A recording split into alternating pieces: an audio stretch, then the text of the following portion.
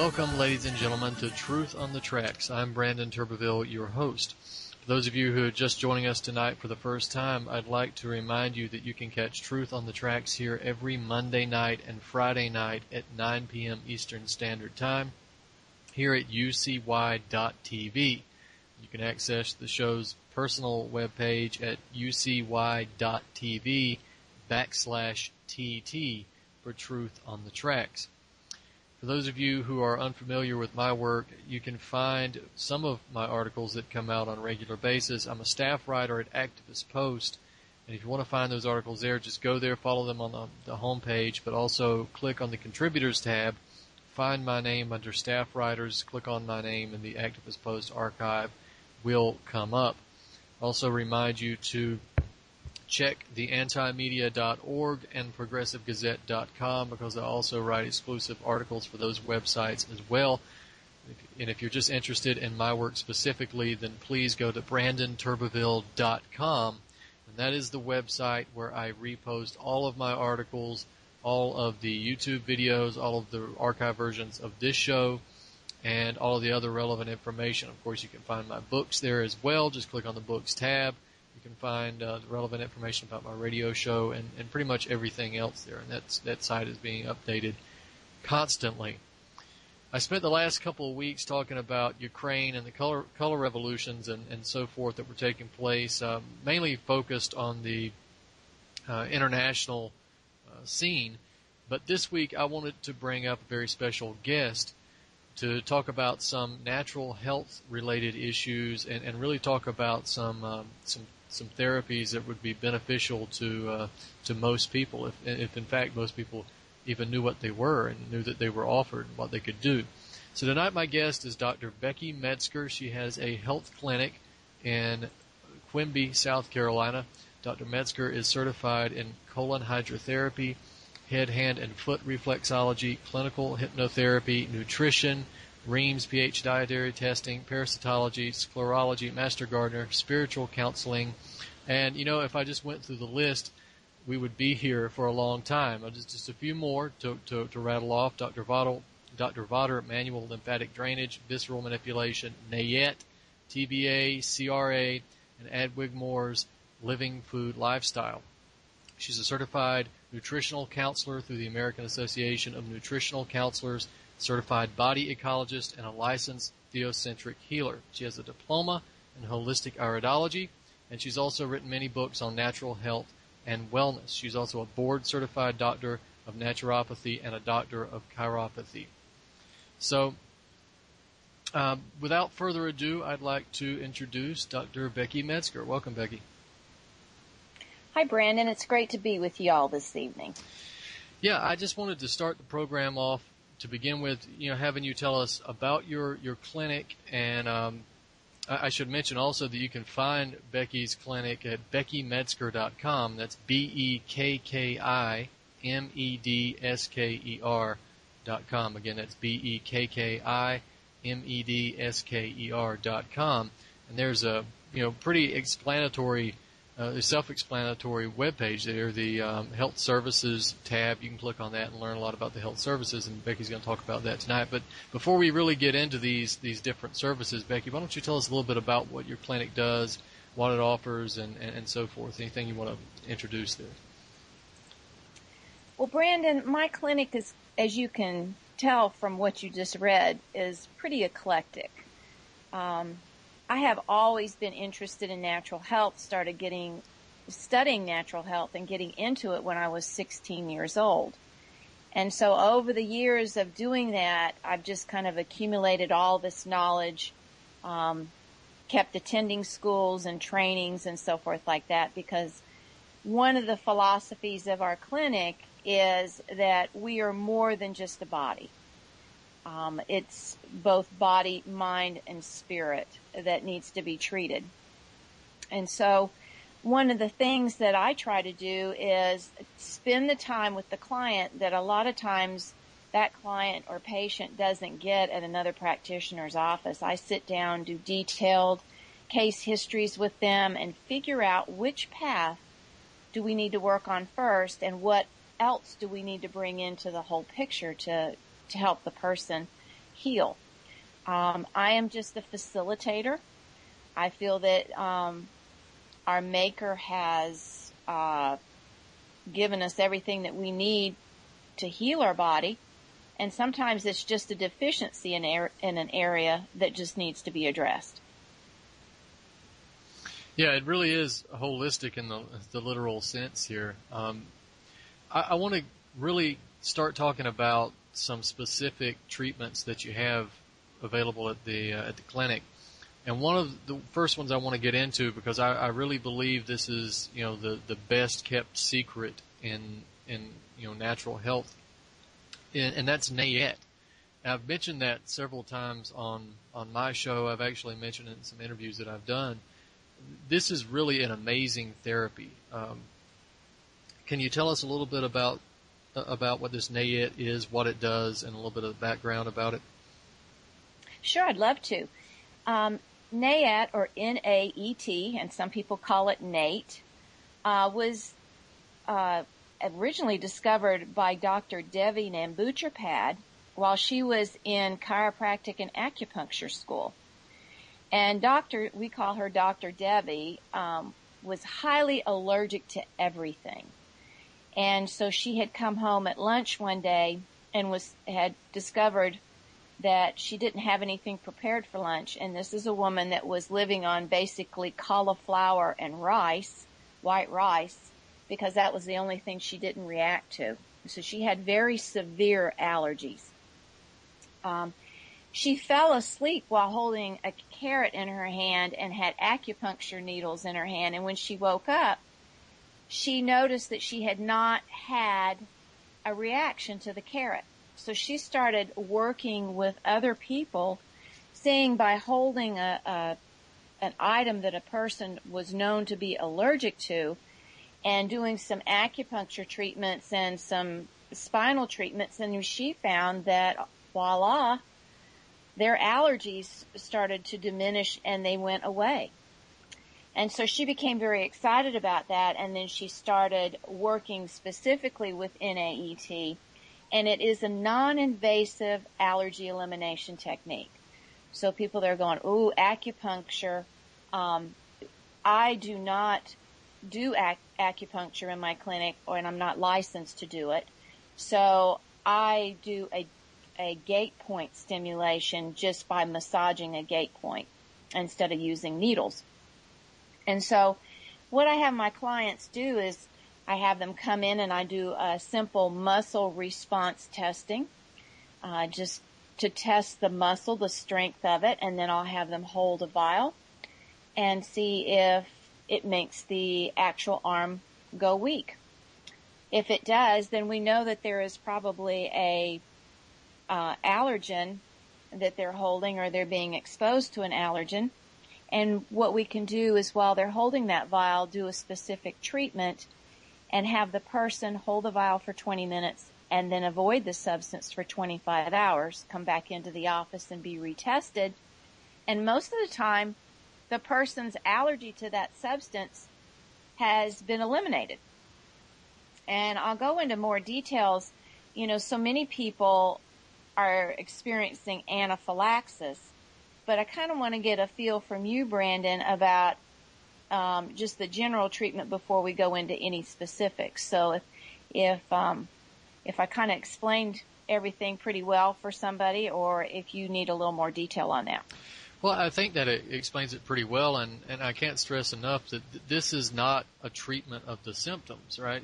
This is not simply, testing to find out if somebody has an allergy and then trying to avoid the substance. This is literally curing the allergies, or at least it's eliminating the allergic reaction that someone would get. Psychology Today actually they did a little profile on Nayet, or Nate, whatever you want to call it, and they attempted to, I would think they were going to try to attempt to debunk it, but there is the essential idea of their article was that it works. We don't know why it works, but it works. And you would think, with a magazine like Psychology Today, which tends to try to, debunk all things alternative, you would think they would do that if they could, but I want to stress, hey, it works. It really works. And yeah, let's go into more detail now. I let's assume that maybe somebody is allergic to something like gluten. That's a pretty common allergy. It's becoming more and more common. If a person hypothetically has this allergy to gluten, to where they have a notable reaction uh, after consuming gluten, after successful NAET treatment, the idea is that that person will be able to eat a gluten product without having that allergic reaction, correct? Well, that's correct. Now, there's several things on this, and this is one of the things that I get asked a lot, is if I have reactions to food, does that mean that I can go back in and eat them? So I'm going to give you an example, a couple examples here. I was sensitive to wheat and gluten. And when I completed my NAET treatment, I no longer had that sensitivity. How did I know I had a sensitivity? Well, every time I ate wheat or any products with gluten in it, my hands and feet would get like ice. And I mean, they would stay like that for 3 or 4 days after I ate wheat or gluten. When I started doing the NAET treatments and started clearing and they were not pathological allergies. I didn't even know I had any allergies. I mean, these were subclinical. I didn't know how sensitive I was to wheat and gluten until after I cleared it, and same with like eggs and some other things. So when I cleared it, there was a definite difference. I could tell a difference. A lot of people say it's like a fog lifted or a curtain was lifted is a good, and it's a very wonderful thing to not get into something that creates a problem for you, an allergic problem. I've had people with allergies to eggs. They'd eat eggs and they would be so sick to their stomach and have such bad indigestion for days after eating eggs. And doing the egg mix treatment for them and having them, checking them, making sure that they're cleared, and then having them go eat eggs was really a stretch to ask one of your clients to do that. But I've gotten so many calls from people calling me from the after being at a restaurant and said, I just ate a 3-egg omelet and I have no indigestion. I like eggs now. I can eat them without any problem. So now let's talk about somebody with a very severe allergy. Somebody with like celiac disease or anaphylaxis. These people with these type allergic problems and pathological problems are not as easily cleared as I was. The anaphylaxis is a very long process of clearing somebody of anaphylaxis of something. And so I just want to make sure that many of the listeners know that they're not going to walk into a practitioner's office and say they have anaphylaxis to peanuts and get a treatment and then they go back out and eat peanuts. It is not like that at all. So that's one thing I do want to say about NAET. Most practitioners are trained to work with anaphylaxis, and they proceed very cautiously and slowly, because when you have the immunoglobulins in there that are still reactive to the product, you can still have a reaction to it. And so most of my clients that are anaphylactic, is a special procedure that we go through to work with them. So. Yeah, and I guess I should stress too that even with the other allergens, even if they're not severe allergies, it's still a process, right? You got to go through what you call the basic 15. It's not just one visit and that's it. Right? You need to come and get about 15 treatments and see the practitioner repeatedly to eliminate the basic 15 allergies that a person might have. and then proceed on to some other things as well. Well, that's true. And I mean, many times we don't realize that we have just mild allergies, and it might be on a physical level, it might be on a physiological level, at the cellular level, or it might be on the emotional level. And I want to talk a little bit about the emotional level allergies, in the sense that this became very prevalent out in California, and Dr. Debbie reported about this, is that after 9/11, of course, at 9/11, when the planes hit the towers in New York, everybody in California was eating breakfast. They're watching this horrific event on TV happen, and all of a sudden, Dr. Debbie said all these people that she had worked on called up and said, all of a sudden, I'm allergic to my breakfast cereal again. I'm allergic to my coffee. I'm allergic to this. It was whatever they had in their mouth, in their hand, whatever they were in contact with.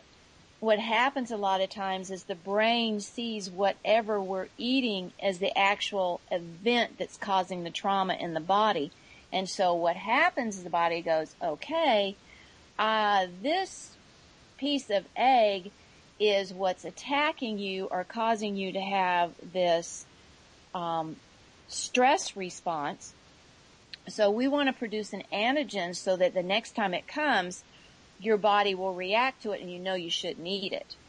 And so they had to go back in and retreat a lot of people for both the physical level and the emotional level when doing NAET with people after 9/11. It was just really interesting to see that. And I myself, when I was little, had one of those emotional traumas. I didn't realize that I had an allergy to eggs until I started doing an AET, and I was like, why do I have an allergy to egg? I just never liked to eat them. Well, it so happened that my dad was transferring the old-timey movies onto DVD, into the VHS and the DVD. And he goes, here, Bet, come look at this.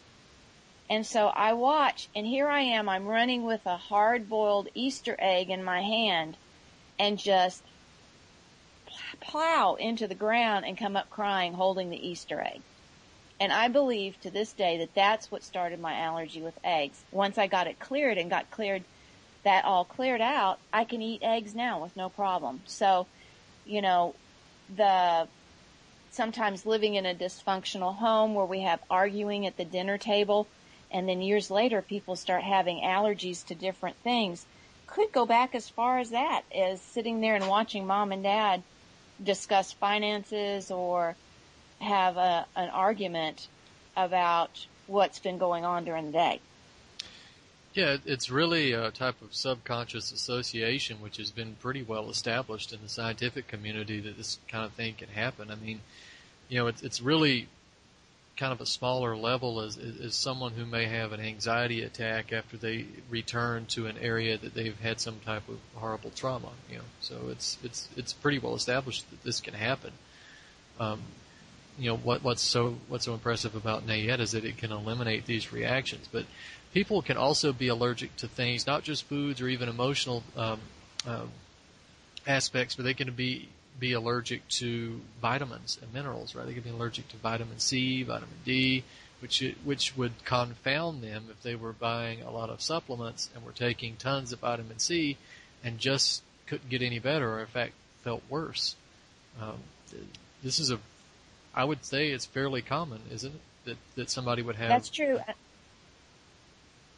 That's true. I mean, especially we see the vitamin D levels that are so low in people, and they're taking lots of vitamin D, but if they have an allergy to the vitamin D, their body is quickly pushing it out of their body so that it doesn't create the allergic reaction. Same with vitamin C, but also the second item that's treated in the basic 15, NAET 15, is calcium mix. And so when we look at what calcium does in the body and how much the body uses calcium and the cells use calcium, it's not, it's not surprising that if somebody has a calcium allergy to calcium mix, no matter what supplements they take, they're still suffering from osteopenia or osteoporosis. Yeah, and again, I wanted to really flesh this out, and I'm glad you're willing to talk about this in detail, Becky, because I wanted the listeners to understand that this is not, this is not something that people are really aware of. I don't think, even in the alternative health community, it's not as well known. But with the food allergies that have skyrocketed in recent years, and it appears that it's the genetically modified foods that are helping to cause that. Of course, there's vaccinations and other stuff that really disrupt the immune system at an early age, and that's largely, from what I can tell, the reason that we're having such a skyrocketing level of food allergies. It's not something that you have to continue to live with. Once you could actually have these things eliminated. So, again, BeckyMetzger.com. You should check that out. Her clinic is in Quimby, South Carolina, and all of the prices are relatively affordable. So I wanted to move on to some other aspects of treatment that you offer at the clinic, and one is colon hydrotherapy. Now, a lot of people do know about colon hydrotherapy or colonics, and this is, a lot of people may be a little nervous about that, but can you tell us a little bit about what it is, and what are the benefits to to having colonics done? Well, colon hydrotherapy is I don't know where I even want to begin. It saved my life. Colon hydrotherapy is actually using warm, purified water to soften and loosen any waste or fecal material that's been trapped in the colon and allow the natural colon muscles to let the waste water and gas exit the body while you lie comfortably on your back. Now, in my office, I have FDA-registered equipment that regulates the temperature and the flow of the water. I have 2 open systems and 1 closed. And they are just different types of water delivery system. Some therapists have both types, some have one. But as long as you find a therapist that has training, I would recommend that they be certified through the International Association for Colon Hydrotherapy. And if possible, be nationally board certified through the National Board for Colon Hydrotherapy. That way you know that this person has taken the time to go to school and knows how to have been educated on how to safely work on the public. But we're going to go back into the equipment, and the equipment should be FDA registered, and the rectal nozzles or the speculum kits should be disposable, and they should not be reused at any time, even on the same client. And what those units do, the rectal nozzle and the speculum, it allows the warm, purified water to gently trickle into the person's colon via the rectum. And the session times are usually 30 to 45 minutes. The client lies comfortably on their back and they're draped. And as the water goes in their body, they either ask the therapist to either fill or release on a closed system, or they can fill and release at will on an open system. And there's viewing tubes on those so you can see the material that leaves your body. There's very little odor because the open systems have a fan on it that vacuums out any odor. The closed system has a closed waste tubing that contains the wastewater and gas exiting the body. So it's just most people, I always tell, the thought of having a colonic is a lot worse than actually having it. And in fact, most people find it a very relaxing procedure. Yeah, I think a lot of people might get terrified at the very thought of the process, but this is not something that should be painful or uncomfortable at all, right? So, and it's also not just a glorified enema, right? Clarify that. That's right. It actually cleanses the entire large intestine, and in this world where we have so much toxic exposure, you were talking about the GMOs and just everything that's being released into our environment. I think it would be a good thing for everyone to do colon hydrotherapy just to periodically cleanse their body. Of course, if somebody has had their large intestine removed, of course, that, because it cleanses the large intestine, they would not be a candidate for that. And there's certain conditions that are contraindicated for colon hydrotherapy. But most people could safely have a colon hydrotherapy session without any problem. Yeah, and it's always important that if you have any of those conditions, or any time you're considering having a colonic or colon hydrotherapy done, just to talk with the practitioner and let them know of any possible conditions you might have that might arise and be a problem. It's also usually done if somebody's going to have it done for the first time. It's usually done in succession, right? It's not just generally one session. Are there 2, 3 sessions that you need to do the first time generally? Well, most people do what we call a series, and everybody's a little different. Everybody's conditions are a little different. I usually like to get people to at least do a colon hydrotherapy session once a week for a couple of weeks, see if they notice a difference in what's going on with their body, if their bowel movements are larger, more complete, more frequent, like after each meal or when they get up in the morning, just to kind of,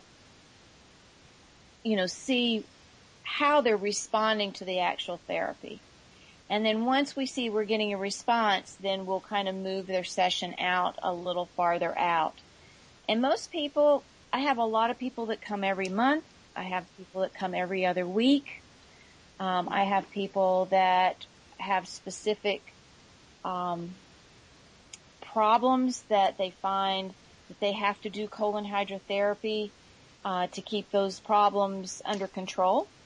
And they'll come a little more often than other people. And then I have some people that, I see them after Thanksgiving, Christmas, and New Year's, and I don't see them until the next year that time. So that kind of tells you where they are. And also, am I correct in saying that even some of the more mainstream medical outlets and so forth are now starting to come around and see at least some of the benefits to colon hydrotherapy?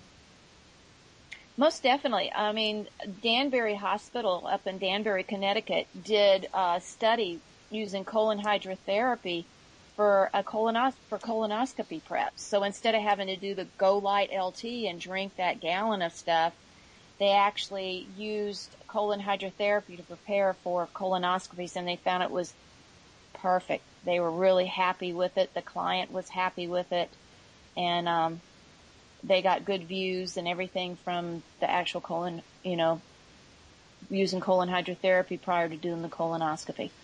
Well, good for them. They're only about 40 years too late, but better late than never, I guess. And plus, you don't have to drink that nasty stuff that's laced with aspartame in order to have a colonoscopy. So we're going to have to take a break right now, Becky. We're going to start back over at after the break, and we're going to continue and talk about more of the services that you offer and talk about those in depth as well. So stay with us, ladies and gentlemen. This is Truth on the Tracks. My guest is Dr. Becky Metzger of BeckyMetzger.com, BeckyMedsker.com. We'll be right back after these messages.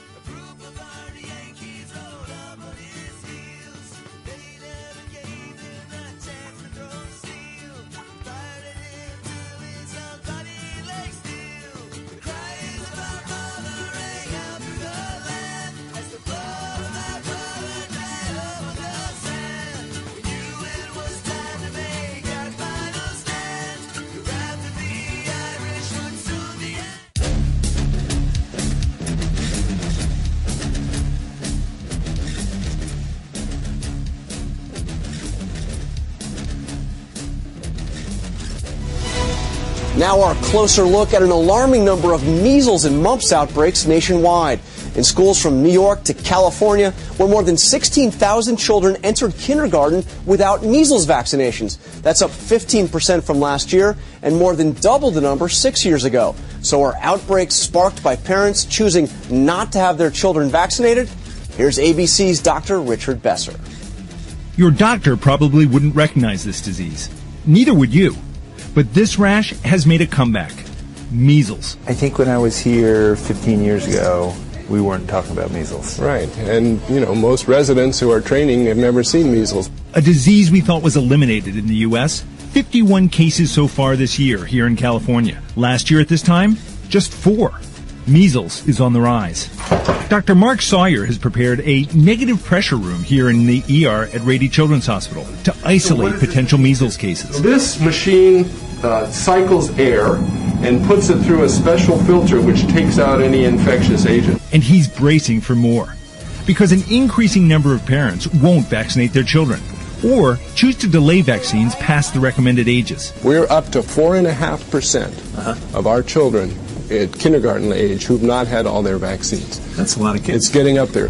And those kids are primarily from more affluent communities like Orange County, home to the Caricos and their 2-year-old twins who haven't had their measles shot. If you think about your philosophy, your approach to vaccination, sum it up for me. What's the risk? What's the reward? Right now, I find them to be at very low risk of contracting measles. An increasing number of parents believe that there are just too many shots all at once. The Caricos girls have had some vaccines, but their parents are holding off on measles until just before they start kindergarten. Parents like them are counting on the fact that most kids get the shots, giving protection to the rest. Hillary Chambers has something to say to those parents. That's not fair to everybody else. You're relying on everybody else to do it for you. Outbreaks occur when travelers bring measles in from other parts of the world, where the disease is more common. During a 2008 measles outbreak in San Diego, Hillary's daughter was exposed to a child who got measles from another unvaccinated child. Her daughter had to be quarantined for 21 days. This incredibly infectious virus often encounters an unvaccinated child in a pediatrician's waiting room. Hi. Not in Dr. Stuart Cohen's waiting room. He won't accept families who don't want vaccines into his practice. I'm drawing a line in the sand. Isn't it a parent's right to vaccinate their child or not vaccinate their child? Would you send your teen out to drive a car without wearing a seatbelt? Would you go out on a boating trip with your family and decide who wants to wear life jackets and who doesn't? That's like playing Russian roulette. You don't know if that's going to be the 1 in 1,000 child that's going to die from that illness. Dr. Besser is here along with Michael Spector from The New Yorker, author of Denialism, How Irrational Thinking Hinders Scientific Progress, Harms the Planet, and Threatens Our Life. Dr. Besser, I want to start with you. This is a fascinating dilemma. Two rights, two values here. One, individual rights, and the right of the community for public health. So my question to you is the public health concern so overwhelming that parents should be forced to vaccinate their children? Well, I think it is. If you look at the impacts in public health, there's been nothing that has equaled that of vaccination. And the problem we have is that the success of vaccination programs means that no one is seeing these diseases. And so they don't understand what can happen if we move back. I think if you want to send your kid to public school, there should be no ifs, ands, or buts about it. Your child has to be vaccinated. But how do you do that? I mean, how do you force somebody to stick a needle in their kids? I mean, how do you do that? I don't think we will be able to force people, and that's the problem. I agree with Dr. Besser, but the fact of the matter is we're not going to be able to force people to stick needles in their kids' arms. And so we need to do a much better, more powerful job of educating to them because they think about risk in the wrong way. People think about risks of something happening. They do not think about the risks of what might happen if they don't do this vaccine. And those risks are great, and they're getting greater. And you would say if you don't have a vaccine, you can't go to public school. I think that's right. The numbers in terms of under vaccination, about 4%, is not very great. Most people are doing the right thing, vaccinating on time. But you get these pockets where in some of these schools in San Diego, 20% of the kids are not up to date in their vaccines. That's a ticking time bomb. Yeah. Okay, so give me the profile. Who are the people that are opting out and not vaccinating their kids? I'm sorry to say there are people who are highly well educated, live near me in the People's Republic of Park Slope in Brooklyn, who think that their education status somehow exempts them from these problems that other people have. And infectious diseases are infectious to everyone. Viruses don't choose who to infect.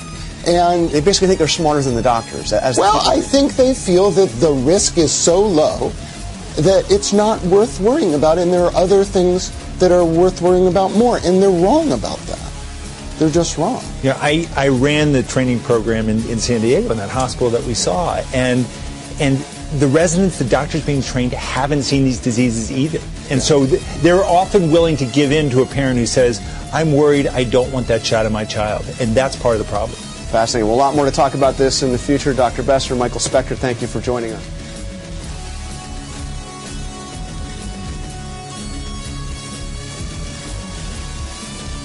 For more news, visit youtube.com/PaveMine5. This is Ozzy Skateboard, and you're listening to UCY.tv.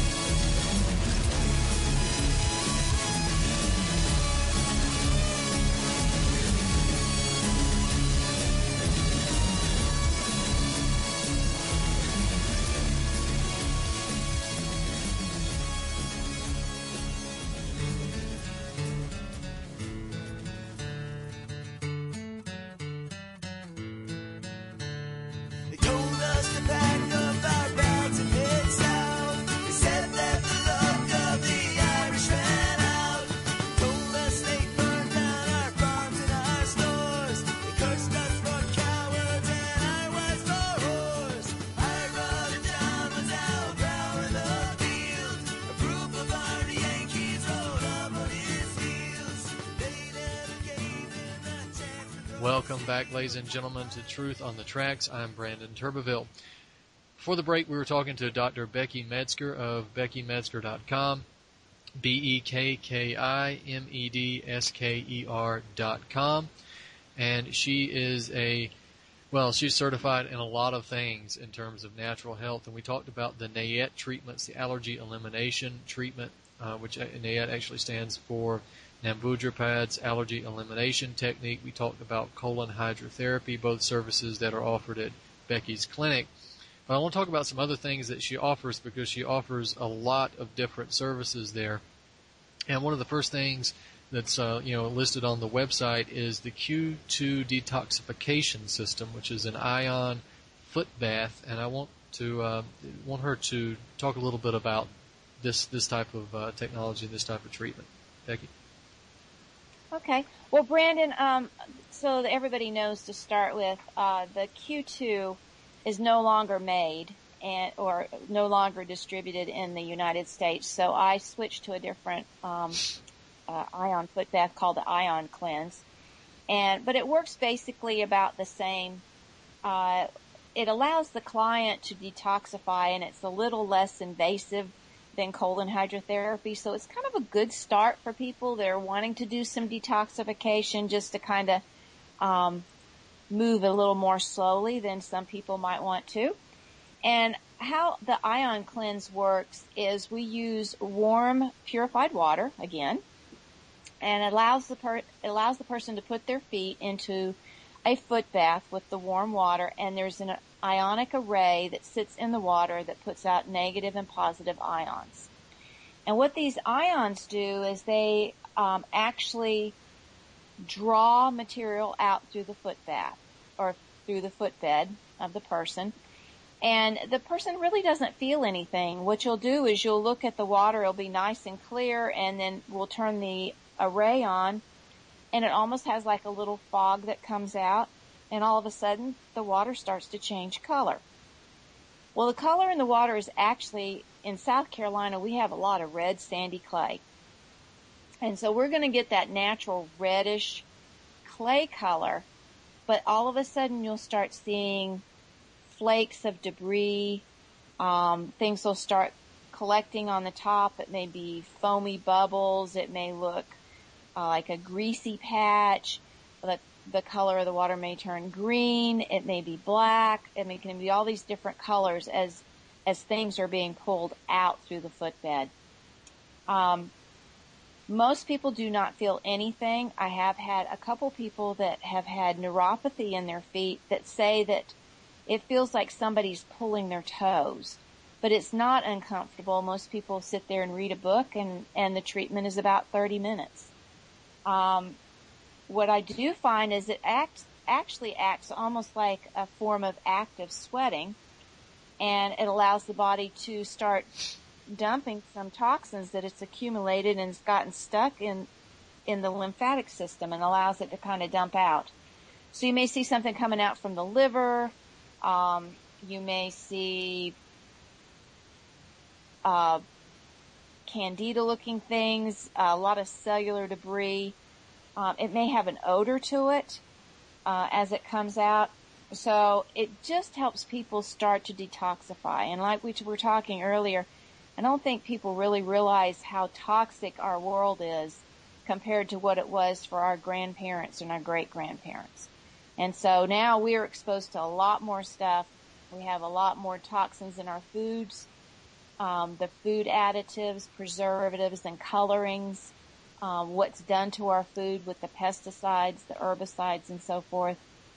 I think we just need to be a little more aware of doing some detoxification and, kind of putting that on a priority instead of saying someday, start taking that today is someday. Well, I know it's going to depend on the person, but generally speaking, how many times would somebody need to have an ionized, foot bath done in order to detoxify? I mean, I know in this, in our society, it's going to be really hard to detoxify completely because you're constantly being hit with new toxins. But how many times, maybe an average, would you say that a person would need to have these foot baths to really, really detoxify? Well, what most companies tell you with your foot baths is if a person is under the age of 50, they can easily do 3 foot baths per week. And a person over 50, you could do twice a week. So one of the things you have to be careful with is your mineral balance. And so not that it draws out a lot of minerals, but you do want to make sure that the person that's doing the detoxification with the foot bath is, doing some type of trace minerals or organic minerals to kind of help put that back in the body, because it's not indiscriminate. It'll pull. And, somebody that's doing a foot bath every single day would definitely want to be doing, some trace minerals back into their diet. One of the things we have found in our clinic is a lot of times when people are having joint issues like swelling or stiffness of joints, this kind of helps with that. So, if somebody out there is suffering with that, they may want to consider, may want to do a foot bath just to see if it helps a little bit. And what I've also found is that when somebody does colon hydrotherapy and a foot bath on their same visit, they always say they feel clean from head to toe. Now, there's a supplement that's out on the market now. Well, there's a lot of different versions of it, but the little foot patch that you could buy at a natural food store, I'm sure you are familiar with this. They're little patches that you put inside your sock at night, and you go to bed and you wake up the next morning and the little patches are black. They were white, but they're black.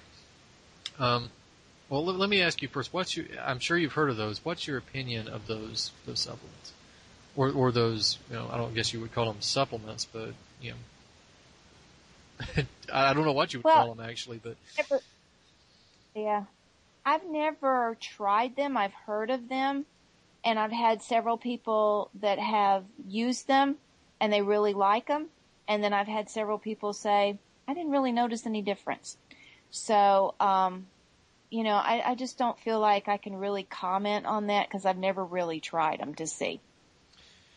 Yeah, well, I can say I would recommend if somebody's going to decide to take one of those, you do one of those little foot patch detoxes, or to take the ionized foot bath, to definitely try the foot bath, because the little foot patches that I see out on the market are filled with little black leaves or powder. So naturally, if you put them in your sock and go to sleep, your feet are going to sweat, and then the next morning you're going to wake up and your foot patch is going to be black. So not sure I really trust those things, but this ionized foot bath is the real deal. Now, I wanted to also ask you about this. You mentioned that the Q2 system was no longer made in the United States. Is there a reason? Do you know the reason why that's the case? No, it originally, Brandon, came from Australia. And I'm not sure if the manufacturer in Australia is making the units and distributing it in Australia. Or, there's it's the CE mark. And so I don't know, maybe they decided not to do a CE mark on it anymore and it didn't come back over here. So not really sure. Okay, well, I was just wondering mainly if it was some kind of heavy-handed FDA thing or if it was just the decision of the manufacturer or something like that. I want to talk a little bit about the body ecology diet, or BED. Tell me a little bit about that, because that's not something that I'm readily familiar with. Well, the body ecology diet was developed by Donna Gates. It is a great diet for someone that's having issues with systemic candida. Many years ago, they came out with the yeast connection diets and so forth like this. And this is the same thing with the body ecology diet. Donna started this back, I know, in the 80s when she was working with it. But it involves using foods that are low glycemic and help the body heal. It's it builds a lot of energy in the body. And also, because you make your own cultured vegetables or your own kefir, you're actually making your own probiotics. So it's kind of a great diet for somebody that's wanting to learn how to make their own probiotics, because if you want a healthy colon, you gotta put healthy bacteria back in there. Yeah, and you mentioned Candida, a type of yeast. There's been a lot of associations between Candida and some pretty serious sicknesses as well, right? I know there's a lot of problems in terms of the digestive system, but I think there's links to cancer as well from Candida infection, or at least the high presence of Candida. And you correct me if I'm wrong. Well, that's yes. Candida is very opportunistic. And so if you've got a large amount growing in the body, it really affects the tissues. And it almost is like an entity in itself, to where you'll hear people say, I tried to starve out the Candida, but it was like I kept hearing it say, eat the cupcake, or eat the piece of fruit, or eat this or eat that. And it was like I had noise in my head that just wouldn't leave me alone. And I know that sounds, that kind of falls under the body, mind, spirit thing. But that Candida is an organism, and it can really wreak havoc in the body if it grows out of control. Now, we have both pathogenic, neutral, and beneficial bacteria, and it's supposed to be living in a synergy, and it should be in a balanced state. But what happens is that sometimes when things start overgrowing because of maybe a more refined diet, or maybe some medications that we had to take to get over an illness that happened, and all of a sudden these opportunistic bacteria kind of start ramping up because maybe our diet isn't as good, or maybe we're not taking in probiotics and so forth like that. And then all of a sudden you have a lot of Candida issues that start showing up, as like nail fungus, athlete's foot, jock itch, yeast infections, thrush, to name a few. Yeah, now I want to keep moving on. I'm looking at the clock here. We don't have too much time left, and I want to try to mention most of these services that you offer, because a lot of them are very interesting, and one of them I definitely wanted to touch on was the total body analysis. And you mentioned here on the website that this uses kinesiology. So before we talk about the total body analysis, maybe could you explain to the listeners what kinesiology is to begin with? Well, kinesiology is muscle testing. touching specific points on the body and testing for a strong or a weak muscle and determining what item that the body needs to correct that weakness. This is used a little bit in NAET, right? I mean, don't you use kinesiology for that as well? It's called muscle response testing in NAET. I also have studied contact reflex analysis, which is another form.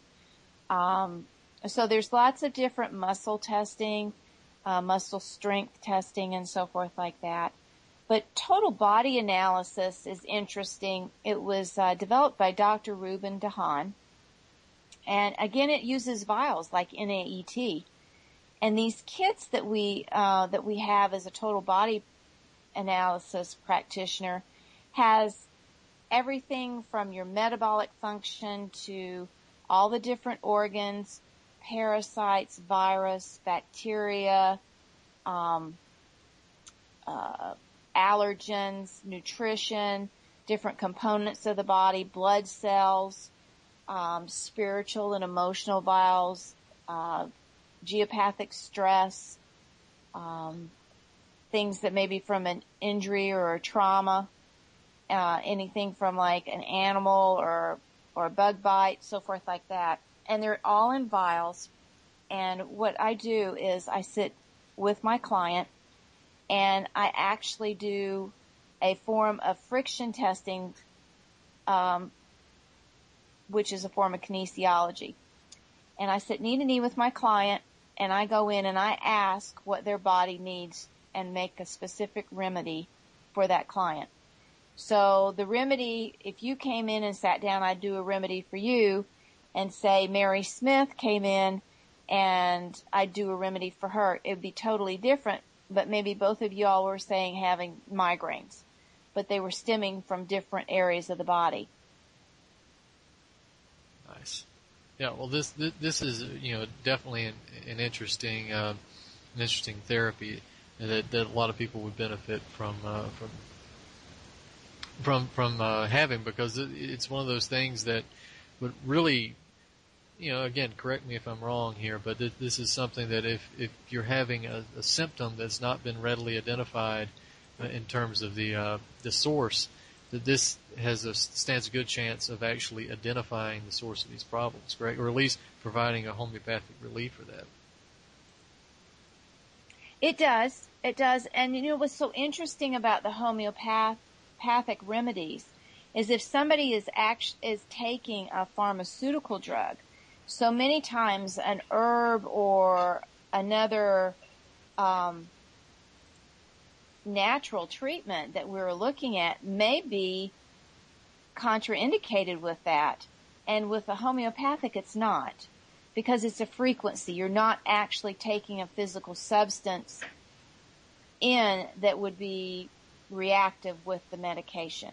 Okay?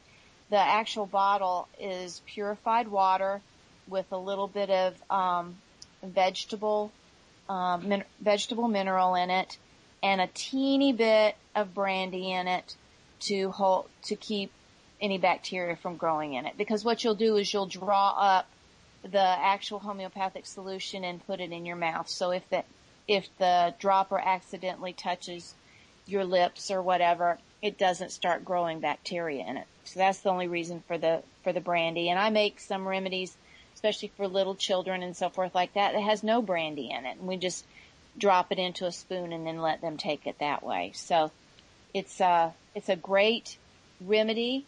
It's great for anything that's acute or chronic. It just is really interesting that you can go in and actually start testing someone and actually look at somebody and say, are you having a tooth problem? Because your teeth came up and actually it says that it's to do with the dentin or the enamel, and I can even track to a specific tooth. And so the person will say, well, no, I'm not having any problem. And you can say, well, I would suggest that, when's your next dental visit? And they'll go, well, I've got one coming up in a week. And I said, well, have them check this tooth and make sure it's okay.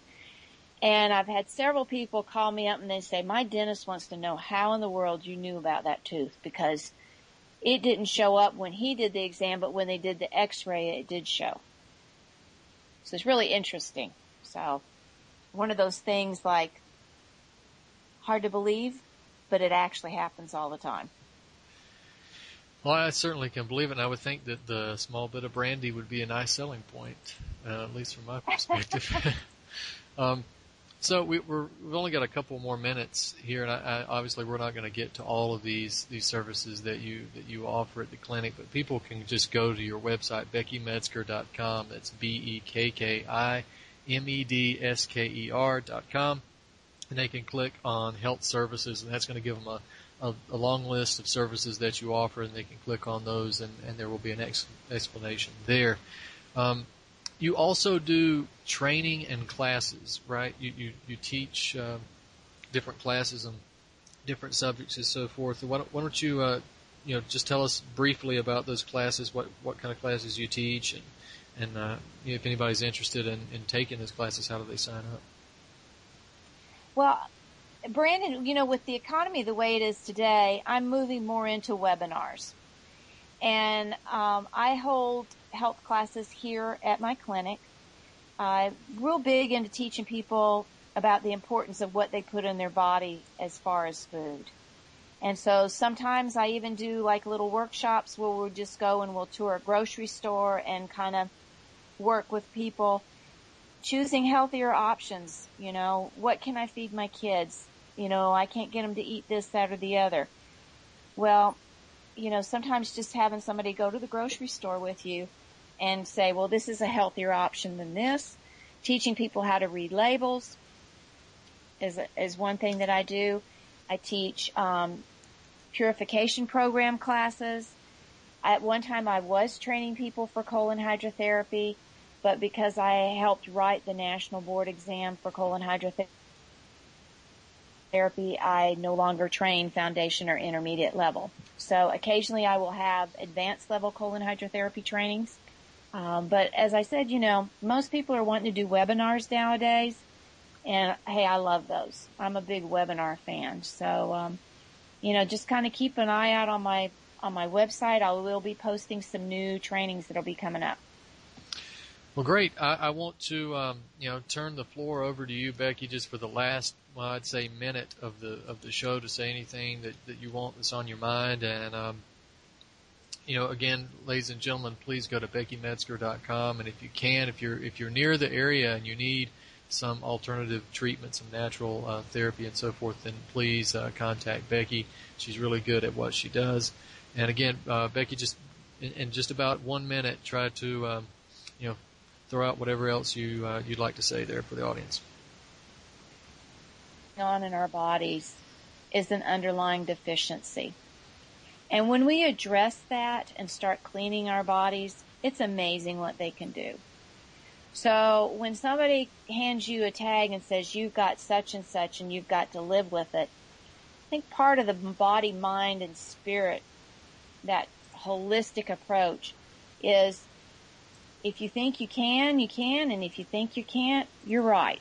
So it's your choice. You need to explore other options, whether it's with me or other practitioners. Be more than happy to work with you. I do work with clients long distance, have for years, and I'm here if you need me. Well, thanks so much for coming on the show tonight. Becky, again, this is Dr. Becky Metzger, BeckyMetzger.com. Ladies and gentlemen, this has been Truth on the Tracks. I'm Brandon Turbeville. We'll see you next week.